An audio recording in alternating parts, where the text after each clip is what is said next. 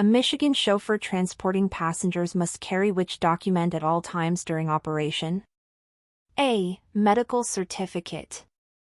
B. A valid chauffeur's license. C. Employer-issued trip manifest.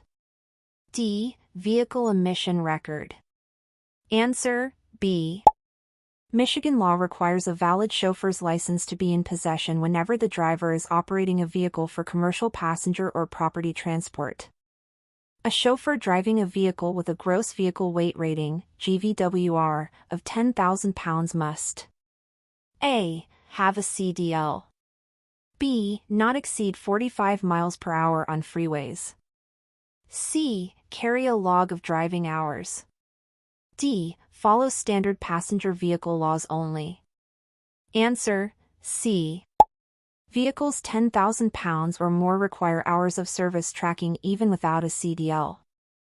When transporting passengers for hire, the chauffeur must ensure A. Only children are seated in front rows. B. Passengers use seat belts if available. C. Passengers remain silent during the drive. D. Windows remain open at all times. Answer B. Chauffeurs must ensure safety compliance, including seatbelt usage. A chauffeur approaches a railroad crossing with a required stop. The correct action is A. Stop 15 to 50 feet from tracks.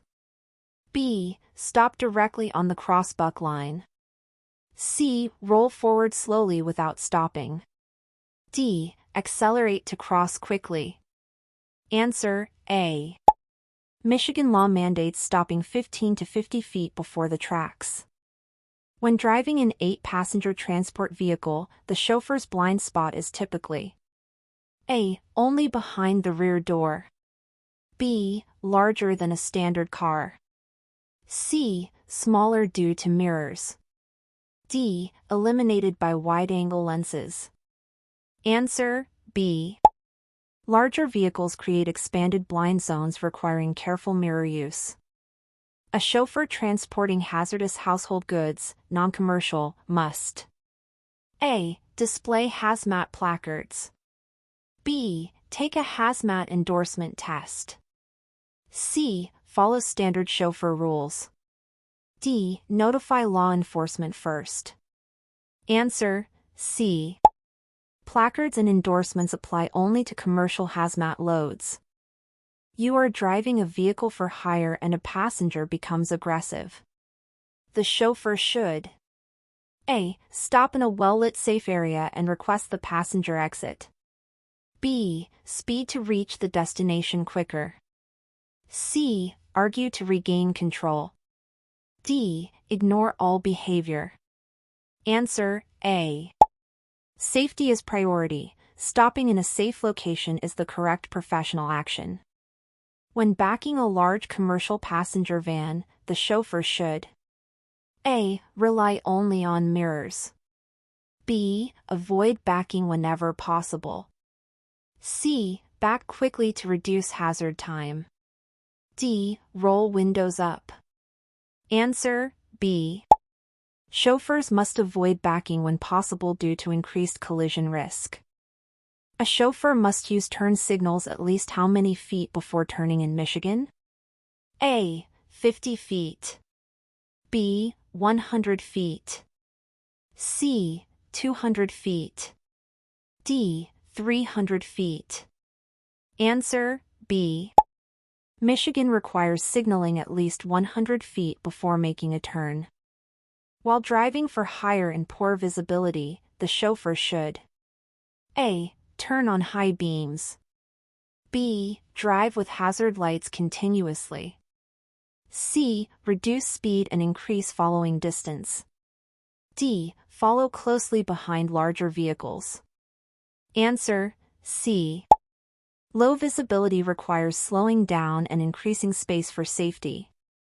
Michigan law classifies a vehicle as commercial for chauffeurs when it A. Is used for personal errands. B. Transports 16 or more passengers. C. Transports people or property for compensation. D. Belongs to a government agency. Answer: C. Any compensated transport qualifies as commercial. A chauffeur transporting schoolchildren must: A. Follow standard vehicle for hire laws. B. Hold a CDL with S endorsement. C. Allow children to sit anywhere. D. Ignore railroad stop rules. Answer: B. Michigan requires school bus drivers to hold a CDL with S endorsement. When a vehicle begins to hydroplane, the chauffeur should: A. Brake hard immediately. B. Steer straight and ease off accelerator. C. Make quick steering movements. D. Accelerate to regain control. Answer: B. Smooth steering and easing off throttle regain traction. Before transporting passengers, the chauffeur must inspect: A. Vehicle paint condition. B. Tire inflation and tread. C. Air freshener levels. D. Seat fabric condition. Answer: B. Tires are critical safety components and must be checked. When approaching an unloading zone for passengers, the chauffeur should stop: A. Away from curb. B. As close to curb as possible. C. In the nearest travel lane. D. On the sidewalk. Answer: B. Stopping close to curb ensures safe passenger entry/exit.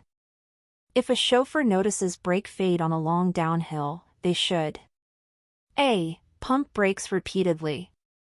B. Shift to a lower gear. C. Turn engine off. D. Speed up. Answer: B. Lower gears use engine braking to reduce brake overheating. Michigan requires a chauffeur's license for vehicles: A. Used for family rides. B. Carrying passengers for hire. C. Under 26,000 pounds only. D. Only if used across state lines. Answer: B. Any for-hire passenger transport requires a chauffeur's license. While transporting freight under 26,000 pounds, a chauffeur must: A. Display commercial plates. B. Secure cargo to prevent shifting. C. Remove all tie-downs. D. Carry hazmat placards. Answer: B. Cargo must be secured to prevent movement during transit.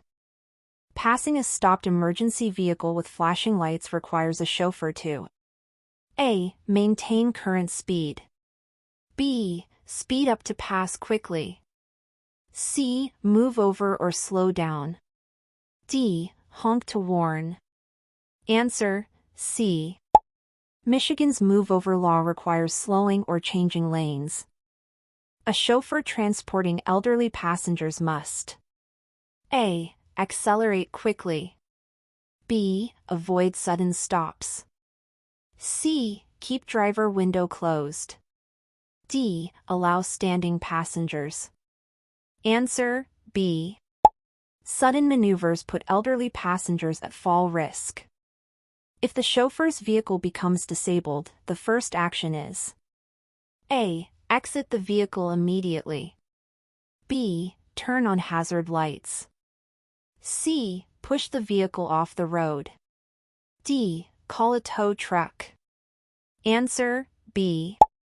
Hazard lights alert other drivers and prevent collisions. When refueling a commercial vehicle, a chauffeur must: A. Leave engine running. B. Avoid overfilling the tank. C. Allow passengers to remain inside. D. Smoke outside the vehicle. Answer: B. Overfilling can cause spills and safety hazards. If a passenger requests a route that violates company policy, the chauffeur should: A. Ignore policy. B. Refuse safely and explain. C. Stop the trip entirely. D. Let passenger drive. Answer: B. Firm but respectful communication ensures compliance and safety. A chauffeur must check mirrors how often while driving? A. Every 2 to 3 seconds. B. Every 5 to 8 seconds. C. Every 10 to 20 seconds. D. Only when turning. Answer, B.